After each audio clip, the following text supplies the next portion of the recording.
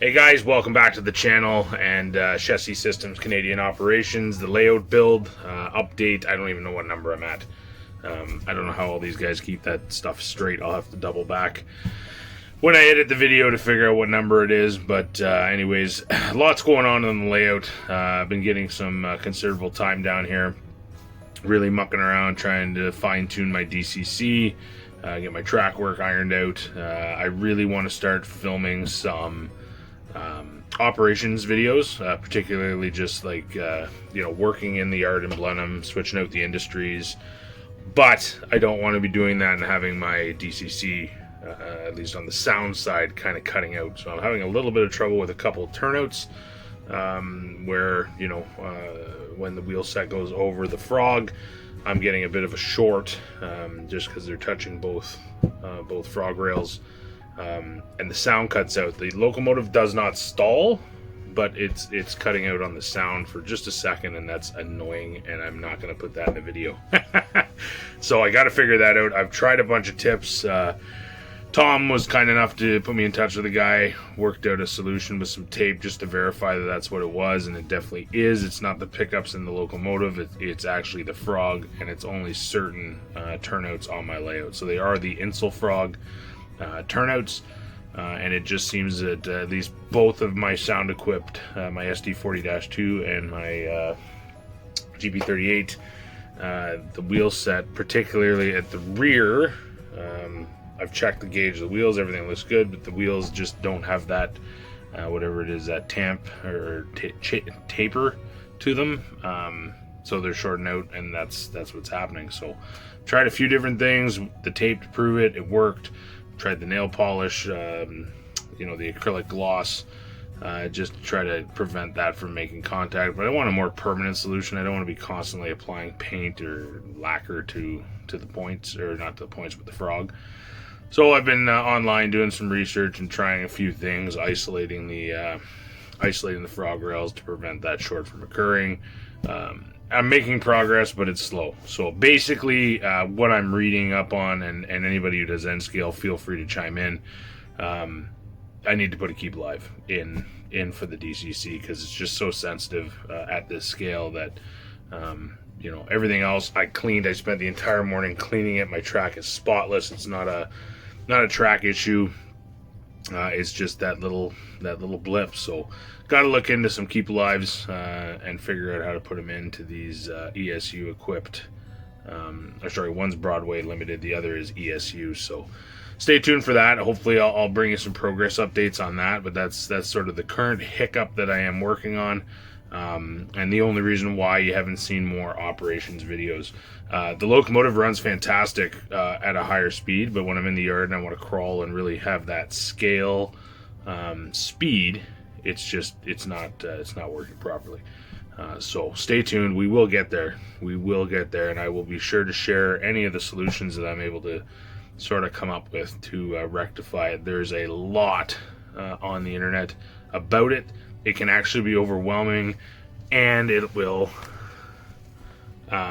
can overload you just when you're trying to look it up and figure out what you need to do. So don't be overwhelmed. Do the basics first and just carry on. So other than working through that, there's been a few other things. I had a mail call come in, did the first product review on the channel, which was pretty cool. So now you can go and check that out. But basically, I review the wood grade crossings from Blair Line, as well as these fantastic devices, which are engine cradles from Bowser. Picked these up from OBR. You can see all the information on the other video. Go ahead and check it out. Don't if you don't want to. Just my opinions, ramblings, thoughts on what's going on with these products and the individuals that I purchased them from. So check that out. Other than that, I mean, the easiest way is to just take you over there and show you what's going on, show you where we are at and what I've done since the last time we talked. So give me a second, I'll jump you over onto the tripod and we'll go have a look. Okay guys, so done some work on getting some culverts placed just for this ditch bank, get ready for some water effects. Did a little bit of static grass as well as this crossing. Now, this is an Osborne kit, so I picked these up at a local hobby shop. Very happy with this as well, but this is the crossing. Made some progress on that. It's got culverts coming out at either end, and then really going for that gravel road effect. So a few changes. My dad was kind enough to get a hold of some buildings and send them my way, so this is kind of roughly what we're going to be working towards. So we've obviously got a nice little farm here, a chicken coop, a little shed in the back. This portion of the area here is going to be pasture, and then of course more pasture in behind this farm with some fence row along the tracks. I really think that's going to bring that scene together. Have some cows grazing, and you know, a few trees sporadically throughout. But I think it's really going to look nice. So I got to stitch that in, do a little bit of work. Over here, we have another farmhouse with a couple little greenhouses. And again, we're going to have pasture and some animals. Just little details and scenes to help, you know, fill out sort of, that's a very big open space. I do want to try and divide it using trees with some height. But however, I'm obviously waiting for that until I get these back corners and this back section of track ballasted. Blah, can't speak today. So yeah, that's really the progress so far. Most tangible thing that I can show you, I guess. You know, everybody's seen the trees up to this point. Cleaned, vacuumed everything today. Got the track scuffed up. My goal has been, whatever rolling stock I have on the layout at this time, I want it to be weathered. So that's how I've been sort of getting in front of my backlog, is basically I'll just pull a couple cars off and I'll weather them. Once all the cars on the layout currently are done, then I'll start going into my bin of goodies and start weathering away. So as you can see, I've made a pretty good dent. I will include some of the photographs and stuff of the weathering that I've been doing. Haven't really been filming that, but I will show you an update with some photographs at the end of the video here.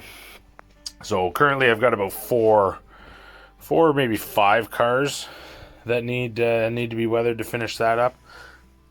Cleaned up a little bit of track work. Got to hide those wires. That was another attempt to try to rectify this, was to get some power on either side of the frog. Checking, you know, I had to check some coupler heights, checking the wheel gauges, all that fun stuff, points, everything. So anyways, guys, that's where we're at. I'm gonna go run some trains now because I've had enough of working and enough of filming. So I'm gonna work the Blenheim yard and have a little bit of fun. And that's where we're at, guys. So I hope you've been enjoying the progress. I'm really excited with how this side of the layout is coming together. Some more details are needed here at the co-op. You know, I need a weigh scale house. I want some gravity bins and stuff like that. But all in good time. I think it's really coming along well. And you know, big thanks to my dad for digging up all of these goodies to use on the layout. It goes a very long way. So happy modeling, guys. Hope you all have a great weekend filled with model railway goodness. And we will catch up with you guys at the next update. Take care. Cheers.